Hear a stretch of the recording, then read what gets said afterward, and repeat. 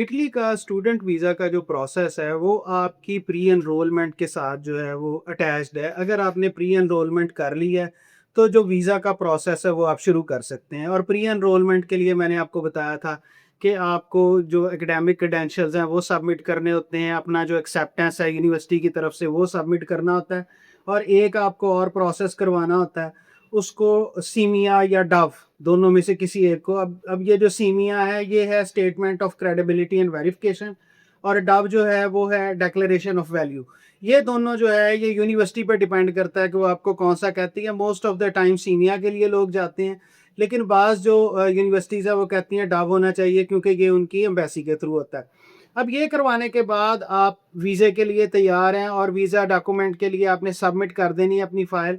लेकिन होगा ये कि जिस वक़्त आप अपनी एनरोलमेंट करेंगे तो यूनिवर्सिटी जो है वो और यूनिटैली जो पोर्टल है, सेंट्रल पोर्टल, वो आपकी वेरिफ़िकेशन भेजेंगे एम्बेसी में। एम्बेसी आपको इनवाइट करेगी अपॉइंटमेंट के लिए, आप वहाँ से अपॉइंटमेंट सेलेक्ट करेंगे और आप अपने डॉक्यूमेंट जो है वहाँ पे सेंड करेंगे। अब जो डॉक्यूमेंट आप लेके जाएँगे, जो चेक लिस्ट है, वो मैंने बिल्कुल एहतियात के साथ बनाई है, और वो मैं आपके साथ शेयर कर देता हूँ। आप भी इसको जाके वेरीफाई कर सकते हैं। सबसे पहले तो आपका जो ना फ़िल्ड फॉर्म चाहिए, जो कि वीज़ा टाइप डी होता है, यानी लॉन्ग स्टे का जो फॉर्म होता है उसे वीज़ा टाइप डी बोलते हैं।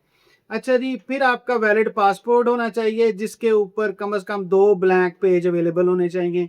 अच्छा, आपका यूनिवर्सिटी का प्री एनरोलमेंट की जो समरी है, आपने एनरोलमेंट की, उन्होंने पूरी समरी आपको बना के दी कि फ़लाँ प्रोग्राम में है, ये आपकी लिमिट है, ये आपकी मुद्दत है, इसके अंदर आप रहेंगे, वो आपने इसके साथ अटैच करनी है। अच्छा, एक्सेप्टेंस लेटर या ऑफ़र लेटर जो है वो आपने इसके साथ अटैच करना है। अकोमोडेशन, आपने होटल बुक किया है, आपने हॉस्टल बुक किया है, आपने कोई गेस्ट हाउस बुक किया, आप किसी के साथ पर्सनली जा जा रहे हैं तो उसका एक लेटर इसके साथ लगना चाहिए। अच्छा, आपका जो फाइनेंशियल प्रूफ्स हैं, जैसे आपकी बैंक स्टेटमेंट है, या अगर आप जा रहे हैं टैलेंट बेस्ड स्कॉलरशिप पे तो वो यूनिवर्सिटी क्लियरली आपको बताएगी कि आप इसके ऊपर आ रहे हैं, तो वो भी आप इसके साथ लगाएंगे।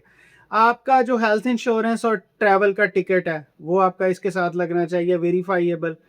अच्छा, फ्लाइट रिजर्वेशन आइटिनरी, ये इसकी रिक्वायरमेंट है। और वीज़ा एप्लीकेशन फ़ी जो है उसकी पेमेंट रिसीट भी आपने इसके साथ लगानी है। तो ये सारे डॉक्यूमेंट हैं जो आप वीज़े के लिए लेके जाएँगे। पहले वीज़े में बहुत प्रॉब्लम होती थी क्योंकि अपॉइंटमेंट नहीं मिलती थी। अब क्योंकि अपॉइंटमेंट को डायरेक्ट एम्बेसी ने खुद कंट्रोल करना शुरू कर दिया है, और इसके लिए यूनिवर्सिटी और यूनिटेली जो सेंट्रल पोर्टल है उसके साथ कोऑर्डिनेशन शुरू कर दिया है, तो अब इसके हालात बहुत अच्छे हैं। कुछ 1-2 चीज़ें जो है वो ऐड हुई हैं, जैसे अब जो है आईएलटीएस जो है वो लाज़मी उन्होंने कह दिया है कि जी लाज़मी होना चाहिए। इसके अलावा बैंक स्टेटमेंट की जो रिक्वायरमेंट है, पहले ये 6 से 7,000 होती थी, अब बैंक स्टेटमेंट की जो रिक्वायरमेंट है वो अराउंड 11,000 यूरो की है। पता है, यानी ये 3 चीज़ें बहुत इंपॉर्टेंट है। एक आईएलटीएस, एक आपकी बैंक स्टेटमेंट 11,000 की, और एक आपका जो स्पॉन्सर है उसका उसकी जो टैक्स रिटर्न है, पिछले 3 साल की टैक्स रिटर्न चाहिए, पहले ये 2 साल की चाहिए होती थी। तो वीज़े के हवाले से यही वो बातें हैं जो आपने इन व्यू रखनी है और इसके हिसाब से अपनी प्लानिंग करनी है। Thank you very much.